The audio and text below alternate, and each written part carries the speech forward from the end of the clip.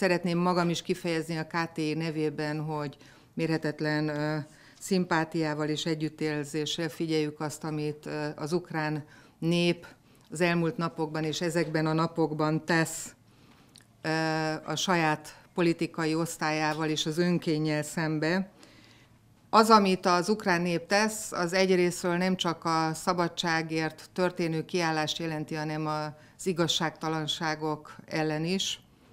És úgy, ahogy egyébként Anglia teszi, bárhol a világban élő britekért kiáll, de ugyanígy említhetném az Egyesült Államokat, hiszen világban bárhol élnek amerikaiak, azokért kiáll. Így úgy gondolom, hogy nekünk, magyaroknak különösen fontos az, hogy a külhonban élő magyarságért mi magunk is kiálljunk, és tegyünk meg mindent azért, hogy ők a jogaikban biztosak legyenek, akár nyelvhasználatról van szó, akár nemzetiségi jogaiknak a gyakorlásáról, hiszen a magyarság számára a legfontosabb az, hogy mindenki a világban bárhol él, őrizni tudja nyelvét, történelmünket, hagyományainkat, kultúránkat, hiszen ez adja a magyarságnak az identitását.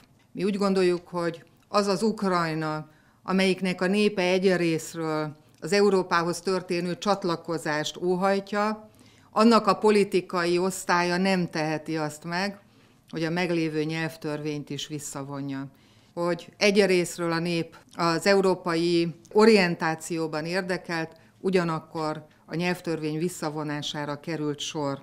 Mi arra kérjük a miniszterelnök urat és a kormányt, hogy hasonló módon álljon ki attraktívan a külhonban élő, és itt nevezetesen Kárpátalján élő magyarságért, így követelje a nemzetiségi jogokat biztosító törvények mielőbbi megalkotását, beleértve azt az új nyelvtörvényt is, ami eleget tehet annak a kívánalomnak is, amit az ukrán nép fogalmazott meg, mégpedig az európai standardoknak megfelelő, az európai elvárásoknak megfelelő nyelvtörvény megalkotását.